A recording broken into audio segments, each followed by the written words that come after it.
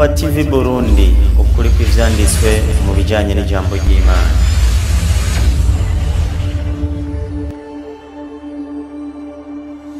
Bakunzi badawa TV Burundi, assalamu alaikum wa rahmatullahi wa barakatuh. Wa alaikum assalam wa rahmatullahi wa barakatuh. Kuri uno munsi ikiganiro cacu cuno munsi ni ikiganiro kivuga ku bintu bisa na bibiri bikomakomeye cyane. Uno munsi mu gihe turimwo uravye kalendriye Gregori ya indi yapangwa n'umwami Gregori canke Papa Gregori, tugeze mu mezi abantu bagiye kwitegurira umunsi mukuru wa Pasika. Tugiye mu misi ya Pasika niyo abantu bagiye kwinjiramwo mu misi mikeya cyane. Iyi Pasika rero niyo tugiye kwiga kuno munsi. Tugiye kuraba mbega nivyo koko Pasika yarabaye nk'urupfu rwa Yesu kugira ngo apfire abantu ku musaraba abakiza ivyaha vyabo, canke Pasika n'ikindi kintu abantu biyitiriye cirementanya kugira ngo haboneke imyemerera abantu bagenderako ipingana na Bibiliya. Nico gituma tugiye kwisunga cyane Bibiliya na Qur'an kugira ngo dusesangure kamwe ku kandi turabe iki kintu abakristo bita Pasika yuno munsi abantu bakirirwa baratamba bavyina ngo Yesu yazutse, ngo Yesu yapfuye. Ibaze gushikaho umuntu atamba uko umuntu yapfuye. Yesu yapfuye, Yesu yazutse. Twebwe nk'abayisilamu tukagira ikibazo, iyo umuntu azutse tuzi ko ari umuzimu. Ese Yesu yabaye umuzimu? Nivyo canke sivyo? Mbega vyo babikwiye ko abantu bahimbaza Pasika? Mumva ko ikigwa ari kirekire cyane, tukaba tubasaba bya bindi nyene mwama mukora nugufitenda kuri kakantu gatukura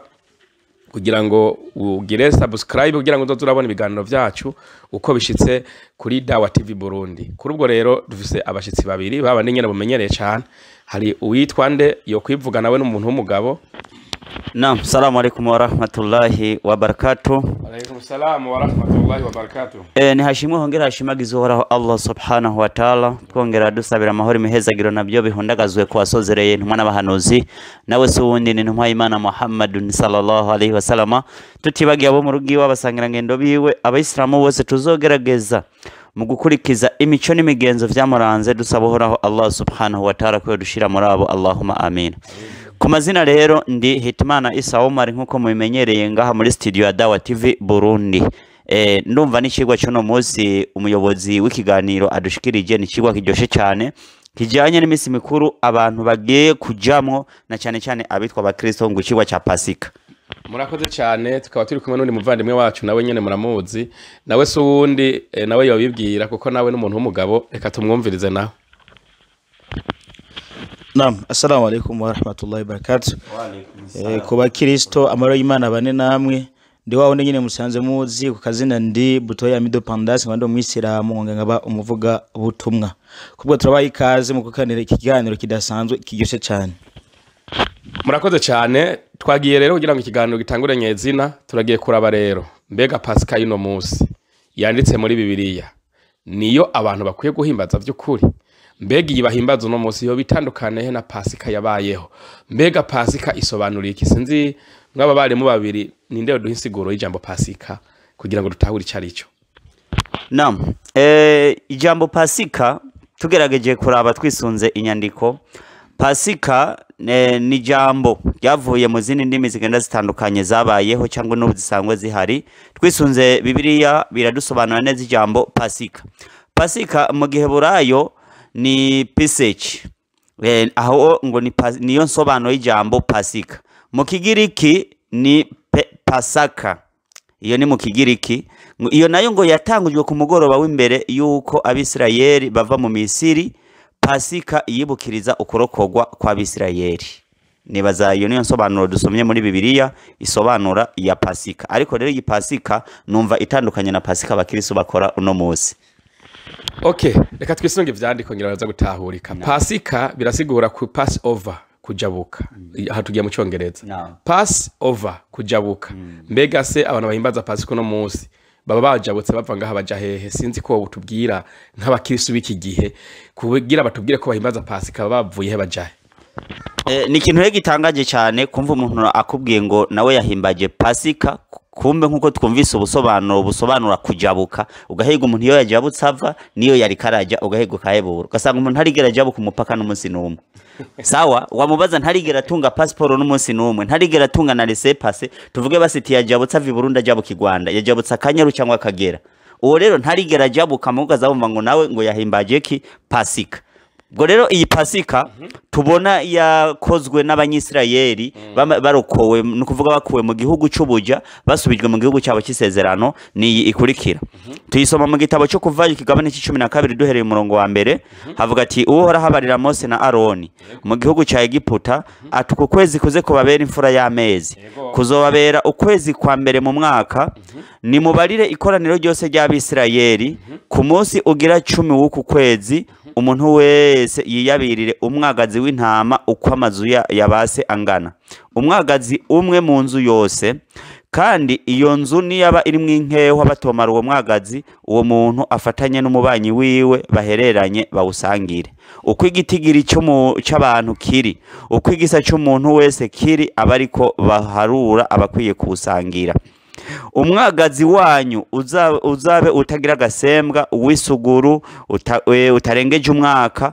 muze muwukure mu ntama canke mu mpene muze muwurorereze umunsi ugira 14 w'uku kwezi nyene uko niko pasika abakera bayirya urumva bategerezwa kubaga umwagazi w'intama utarengeje umwaka aha niturashika ukuntu bawurya n'ukuntu babigenza tuca tubandanya mu kanya murakoze cyane turumva ko pasika abantu ngo barya intama bakajya impene sinzi bakabaga imiryango igahabwa ibitungwa bakabaga none pasika by'ukuri bayigenza gute yakogwa gute nuhe mugirwa wakogwa kuri pasika kugira ngo tuze kugera aho tuza kubona neza abakora pasika y'uno munsi bayikora uko kera kuva kuri Mose bayikora canke abuno munsi barahinduye ivyo nabivuga nisunze cyane ko kibareka muri Matayo 5:17 aho Yesu yavuze ati sinaje gusenyura ivyagezwe canke amajambo yavugishwa n'Imana ati sinaje kubisenyura naje kubishitsa kugeza aho ijuru n'isi bizovira nta nakanyiguti canke kaza bizova kuvyagezwe canke bizova ku majambo yavugishwa n'Imana uno munsi gace tubona mu gihe cya Mose nyine bariye pasika mbega bo barahinduye uno munsi udusomenga kuvayo mu bantu ba Mose iyo pasika yaribwa gute Naam, inyandiko icabana nyitubwira ukuntu iyo pasika yaribwa havuga hati ikoraniro ryose ry'Abisirayeli baze bakerere imyagazi yabo ku mugoroba baheze babire ku maraso bayasige ku bishimajyango vyompi no hejuru y'umuryango wose bawuririyemwo bajye inyama z'uwo mwagazi muri iryo joro nyene urumva carazira kurara kandi carazira no kuziteka bazige zitaze urumva bazikoze imitsima itambiwe n'imboga zirura urumva ivyo bazikoza iyi niyo pasika itandukanye niyo abakristo no munsi baza kuvyina ngo Yesu yazutse bakwiye kurya imboga zirura rero bakwiye kurya imitsima ibana iyo myagazi ya pasika bakayikoza imboga zirura n'imitsima itambiwe yego imboga zirura nkuno munsi shavuga nk'indugu isogo bazita isogo hari isogo zo mu kibira zimwe zirura nizo zirura bisigura yuko byasigura ko barya inyama n'ibirura barya inyama n'ibirura ngo ntimuze muzige mbisi cyambere cya muze muzige mbisi canke zitaze shiti zitetse shiti canke zitetse shiti zitaze urumva barazitara barazitara urumva gutara abantu batabona icyo ari cyo gutara gutara ni kwa kundi ucana amakara ego umaze gucana amakara ugira gute ugaca uhagarika inyama impande y'amakara mu gudashikanyeko ego zikumuka amazi akagenda avamo buke amaraso akagenda kama nibaza ko ari nka zimwe basokuru biti kindi birashobora kuba bifitaniye isano hamwe n'umutwe wawo urumva n'umutwe bararya n'ibinono nukuvuga uno munsi nimba barya ibinono vya Yesu abakirisi ubu urumva ntavyo tuzi kwa Yesu nturagerayo ko turiko turumva nyene pasika bayige mu gihe cya Yesu sawa kabisa n'ivyo munda urumva n'amayezi bararya mu kurya pasika tumba sivyo munda nagira n'amahezi abari mu vyo munda bavuze ivyo munda birashoboka akaba arimwe amayezi mugaje nka cyane amakumenga barya ubutumba sawa mugakwera barya ibirura havusanga n'ubutumba baraburya nam ntimuze mugira ico musiga ngo kirare urumva no kuvuga carazira kuraza ikintu na kimwe hagize ikirara mu giturire uko abariko muzozirya utumenga bariko barahamura muze muzige mukenyeye urumva bategezwa gukenyera nimba bakenyera imikandara nimba bambara amasentire sinzi ngo muze muzige mukenyeye bakenyera ibiki sinzi ivyo bakenyera ivyo ari vyo urumva mwambaye inkweto no kuvuga mwategezwa kuba mwambaye ibirato urumva uko niko barya pasika yariyo pasika rero sinema mwarimu yari sinema ngari sinema ukuntu bargiyo pasika kuko umwe ati bafata umwagazi wose w'intama yego bagafata umwagazi w'intama naam urumva umwagazi w'intama ndiyo bakawurya n'ibyo munda yego n'umutwe wawo n'ibinono agacaja kwirindi tegeko ngo banza mukenyere bisigura nk'ubuyambara ikanzu nk'iyanje wacu banza kuyikurwa ikintu ugira gute ugakenyera n'inkweto urumva nk'unyura nta n'ibirato nambaye kuko ndi mu nzu uci uzana n'inkweto ati maka nambare n'ibirato kugira ngo pasika erega ntituraheza ngo mufashe n'inkoni mu minwe umva mwategezwa kuba mufise n'inkoni mwitwaje waje utora inkoni nyene ukagenda niko byari iyo niyo pasika urumva inyandiko y'ikibandanye mufashe inkoni mu minwe muze muzige vuba na vuba urumva nimba barasakuranwa urumva bisigura ko wajya n'ingoga izanyama urumva birarura nyene nawe uravyumva kwari kunyarutsa uri kurya ibintu birura urinze urindiriye byo kugora kumira iyi niyo pasika yo mu gihe ca Musa na Aroni kuko Imana yacibananye ivuga ngo iyo niyo pasika yanje jewe uhoraho ngo kuko muri iryo joro nyene nzoca mu gihugu ca Egiputa ngo nkica abana bose b'imfura bo mu gihugu ca Egiputa harimo n'ubwicanye niko vyari bimeze niko inyandiko zira niyo pasika rero yo mu gihe ca Mose ego ariyo bisobanura kujabuka kubera bavuye muri Egiputa basubiye mu gihugu c'isezerano bavuye muri Egiputa bajabutse mu gihugu c'isezerano bantu mudukurikirana muri umwe abantu barya pasika pasika murumva ko kwari byari bitangaza ingene bayirya kandi urumva ko bari naragukenyera ivyo bakenyera ntituzi vyari vyo rero urumva wari umugigwa wabayeho mu gihe ca Mose hari rero mwari mu kindi kintu gikomeye ngaha nyine muri Bibiliya usomye hanyine umurongo wa 27 wumve ingene havuga ko nahasomye kurasoma harakandi kantu nabonyeyo umviriza ingene havuga muze mubishure muti iki nico kimazi citwa pasika y'uhoraho ngo kuko yarenganye amazu yacu abisirayeli turi muri Egiputa bisigura ko umuntu atagiye muri Egiputa kirazira ko ahimbaza pasika kweri kuko ntuba waragiye muri Egiputa oya bisigura ko umuntu yagiye muri Egiputa niwe wenyene yashobora guhimbaza iki pasika kandi iyo pasika aho nyene hera 21 amajambo akomeye cyane Mose yavuze ucugaruka ari ku 24 inyandikira abana nyiti nuko Mose ahamagaza abakuru bose bo mu Bisirayeli bisigura yuko pasika yahabwa abantu muri Isirayeli gusa kandi abakuru bayitegura ndiyo igategurwa nabo bakuru muri Isirayeli kweli arababarira ati nimwirobanurire imyagazi uko amazu yanyu angana none uno munsi ntiturabona ahantu bagenda kurobanura imyagazi oya bagende batora iyo myagazi kandi umva ko ari imyagazi sabi bimaze umwaka umwe ndiyo bakabubaga ku munsi ku itariki ya 14 y'ukwezi ndiyo uno munsi kazona mu kwezi kwa gatatu niho bariko baraza guhimbaza ivya pasika turabigaruka kariko muyibagire pasika harabandanye mwiyabirire agakama ka ezobu masinzira kariko ntuze gukambaza mu mwarimu wanje ntuze gukambaza kabisa agakama ka ezobu nakonzi mukajobeke mu maraso ari mu rwavya mu mijagire ayo maraso hejuru y'umuryango no kubishimajyango vyompi ivyo bikoze no muso cyakubwira kuri umurozi bakwita umurozi wibuke ko bakenyeye yego bambaye inkweto yego bafashe inkoni mu ntoki ndiyo bafashe amaraso bakojeje mwako kana ko baraminjagira ku mpome kweri kabisa bariko barasiga amaraso ku mpome y'ibikoko ivyo bikoze mu gihe tugeze mu no munsi abantu bose bacakubwira kuri uruyiki uri umurozi ko bari guhamura ko bari no guhamura ahubwo ngira cyo gituma bana bikwevye batakibikora ko twese tubita ko ari nk'abarozi ndiyo urumva ko iyo pasika itandukanye na pasika kweli abantu buno munsi bahimbaza kabisa reka tubandanye mu 27 kuko hari ijambo rikomeye ribonekamwe munsi uri kurasoma muze mubishure muti nico kimazi citwa pasika y'uhoraho ngo kuko yarenganye amazu yacu abisirayeli turi muri Egiputa kabisa akayaziguriza igihe yica abanya Egiputa abantu barunama barasenga abisirayeli baragenda bakora nkuko nyene ukuhoraho yagize Mose na Aroni abariko bakora ese abakirisu buno munsi muremera Bibiliya nyimba mwemera bibiliya ko imana bibiliya ivuze iti abisirayeli baragenda bakora nkuko nyene uko uhoraho yageze Mose na Aroni aba ariko namwe mukora nuko vyagenda ijambo rirakomeye cyane none no Musa abakristo pasika murya mukora gutya bakora nkuko Musa na Aroni bakoze imana yabategetse canke mwarapinze bibiliya mwarashize nyuma y'umugongo mwizanira ibindi batandukanye na Yesu re yavuze ngo sinaje gusenyura ivyagezwe Yesu yavuze sinaje gusenyura ivyagezwe canke amajambo avugishwa n'Imana naje gushitsa ni gute mu ryindi pasika itandukanye niyo Mose na Aroni bari kandi babitegetswe n'Imana mugaca mutubwira ngo abayisilamu ngo duhimbaze pasika ntumara ko muraturenganya twa tugiye guhonyanga ivyagezwe kweli urumva kandi rero mwarimo iyi pasika agera ku murongo wa 43 ku murongo wa 43 ahanyine kuva yo 12 murongo wa 43 naho hari ikindi kintu kiboneka gikomeye cyane uhora habarira Mose na Aroni atiri niryo bwirizwa ryo kuri pasika iri niryo bwirizwa ryo kuri pasika tuvuze ibwirizwa ni itegeko ntihaze hagire umunyamahanga ajya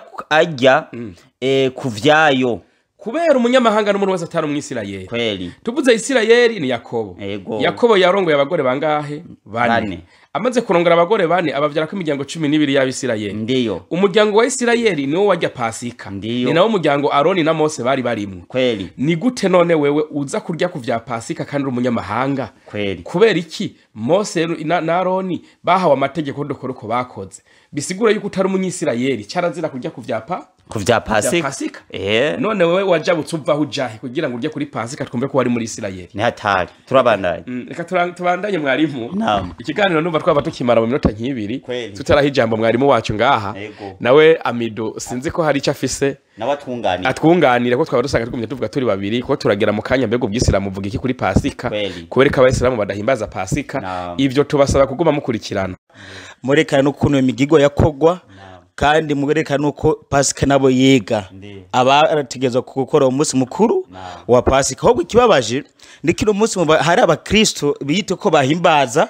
pasika mu gihe atari abanyisirayeli ugiye kuraba rero mwarimu mbega ni kuko ino munsi abisilamu bo badahimbaza pasika mu gihe twebwe imigigwa cyangwa ibikorwa byakozwe inwa n'abahanuzi dutegereza tubwirizwa kubikora ni kubera iki rero mbo mutegere mukurikire tusome ibitabo ndatangwa kwanza ngende mu gitabo cya Bibiliya mu gusubira mu byagezwe 16 rimwe kugira turekane mbega abisilamu babahimbaza pasika nabo babigenza gute gitabo cyo gusubira mu byagezwe 16 murongo wa mbere havuga hati ukwezi kwa Abibu muze mwame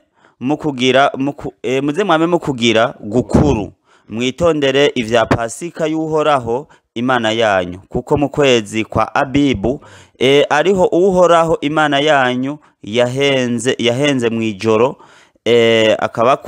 akabakura muri Egiputa muze mutange ivya pasika mubihe uhoraho imana yanyu kwikimazi mubikuye mu mikuku yanyu no mu masho yanyu mubitangire ahantu uhoraho azoba yatoranije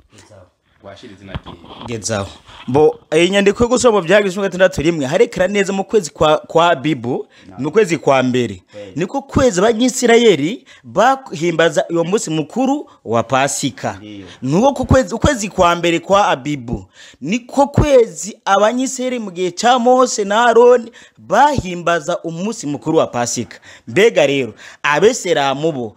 bahimbaza uyu munsi mukuru wa pasika ugiye kuraba intumwa y'Imana Muhammad sallallahu alaihi wasallam niyo ntumwa yasozereje izindi ntumwa iyi ntumwa rero yatwigishije ko dutegeza kwibuka ujya mu gigwa umva hari kwibuka pana gukora kwibuka ujya mu gigwa Mose ava muri Egiputa kwa Farao n'abanyiseri aba bavuye mu buji twebwesha twisondeshe yo mu Ashura umunsi wa Ashura uyu munsi wa Ashura nawe nuboneka mu kwezi kwa mbere kwa Muharram mu kwezi kwa mbere mu mezi ya Kisilamu kisha twisondeshe yo mu Ashura kubwo rero turibuka kujya mu gigwa wakoze Mose n'abanyisirayeli ariko y'abakristo bobo nibibuka kandi ntibakora bo babikora mu kwezi kwa kane babagiye kubiri nivyo nivyima numva bebwe rumva siyo ziramburimo sinzi ibyo mwafashe byari byo alhaji mwari murakoze cyane Mwarimu ndamukengurukiye cyane. Aravuze ati iyi pasika yaba mu kwezi kwa mbere. Yaba mu kwezi kwa mbere. Aravuze ati no muri Islamu mu kwa mbere kwa Kisilamu turakora umugirwa wo kwisonzesha twibuka ivyakozwe na Mose akura abantu kwa Farawo abahungisha. Ibyo bikaba bikorwa n'abayisilamu niko twavyigishijwe n'intumwa y'Imana Muhammad sallallahu alaihi wasallam. Ni kuvuga rero nkuko nyine Muhammad yabivuze akagira amahoro n'imigisha hari mu kwezi kwa mbere. Reka turabe ngaha mu barewe mwarimu 23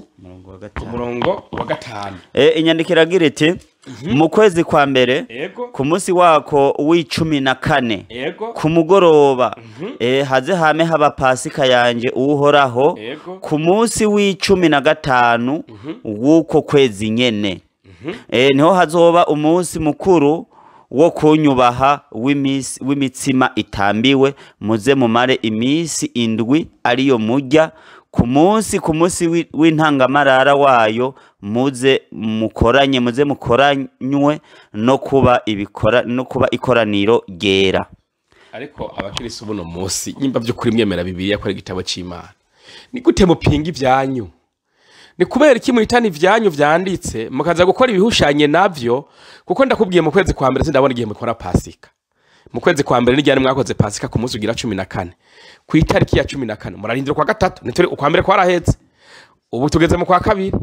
none ko tugeze mu kwa kabiri mutarahimbaza pasika ubwo ntimura ko kweri mwapinze Bibiliya ari muri babandi twita bahakanyi erega upinze ibyo wemera ubucitse umuhakanyi kandi izina ry'ubuhakanyi urarikorera kubera ubuhakanyi byanditse twebwe abayisilamu ntabwo tweza gupinga ibiri muri Qur'an ntuzigera ngo umwisilamu apinze ikintu na kimwe kiri muri Qur'an ariko abakirisi bo bipingira ivyabo nyene uri kora basigura ati erega ibyo n'umukora sivyo kuko nta namwe vyanditse uza gusanga muri ko murashwana ni gute dushwana kandi Bibiliya babwiye ko pasika ihimbazwa mu kwa mbere itariki 14 mukamara imisi mugi imitsima imisi indwi urumva n'umunsi mukuru w'indwi yose ariko ibyo nturabona mu bikora birasigura neza rero yuko abantu ibyo turimwe mu iki gihe mu kwemera Imana mu gihe turaca kubire n'ivyanditse mu bitabo mumenye ko ku munsi w'imperuka tuzobazwa n'uhoraho Imana rugira byose ni kuco gituma tubaha bino biganiro kugira ngo tubakebure mubone ko ivyo bintu murimwo atari byo niko rero tugiye kugira indi ntambwe igira kabiri turamaze kubona pasika ngene bayijya kera abanyamahanga ntibajya kuri pasika n'ingene bayirya waje kubajya imyagazi uno munsi nta namwe turabona abakristo bagira umwagazi ku pasika ahubwo bo barabihinduye batubwira ko baryo witwa nde Yesu niho tugiye kuraba rero ikimazi ca pasika ngo ikimazi ca pasika yabaye Yesu ndabaza umuntu ajya umuntu bamwitanga ikiga mwarimu numurozi ngaha mu mico y'ikirundi tumenyereye umuntu bafashe yari umuntu abari umurozi umuntu anyoye amaraso y'umuntu bamwita gute nawe numurozi none umuntu hari y'umuntu akanywa amaraso y'umuntu uwo muntu yoja mwijuru oya nta juru ry'abantu gibinywa amaraso nta juru ry'abajya abantu nyimbuzi neza kutoja mwijuru wari y'umuntu ni gute uza kugira umunsi mukuru wo kurya umuntu yitwa Yesu ukarya ukanywa n'amaraso yiwe kandi ugacuvuga ngo yanazutse kandi wanamuriye kandi nuwo musi nyene ko muravuga muti muhimbaza umunsi mukuru wa pasika ngo muri ko murarara muvyina buca ari pasika murasangira mukavuga ko muri y'umubiri wande wa Yesu bigenda gute umuntu mu murya ari mu kuzimu ubwo ukwemera ugushizemo ibinyoma biboneka neza n'ivyo iri kurigisha abantu ko kuzobibazwa ku munsi w'imperuka erega abanyisirayeli bobo no mu kurya iyo myagazi ya pasika amaraso ntibayanwa bayasiga ku bishimajyango ariko bo n'umunsi bavuga ko banyoye amaraso yande ngo amaraso Yesu n'umunsi barayanwa kandi abandi bo ay'imyagazi bayasiga ku bishimajyango kandi Imana muri Bibiliya ajya mu kuva 2:1-3 Imana yavuze yuko bategerezwa gukora nk'ivyo Mose na Aroni bagize gute bakoze bisigura ko umuntu yapinze Aroni na Mose yabaye umuki uwo yitwa umuhakanyi mu mvugo yumvikana mucara mu kafiri ni kafiri rero twavuga ati mwabakirizo muri abakafiri muze muhakane wareka tubakangurira ahubwo abakurikira Dawa TV Burundi baze baribuka gukora subscribe cyangwa sabone share na comment ivyo bakunda ibiganiro byacu barabizi benshi baranabikoze dusaba n'abandi babikomeze kugira ngo tubandanye dutera intambwe turi hamwe kuri ubwo rero mwarimu ikigo urumva ko twari turabandanije rero tugiye kuri Yesu rero mbega Yesu nawe yoba yarariye pasika mbega vyagenze gaka tubaze Amido ikibazo ni iki Yesu yoba yarariye ku vya pasika uratwishura ego canke oya PARTIE Burundi ukuri kw'ivyanditswe mu bijanye n'ijambo ry'Imana.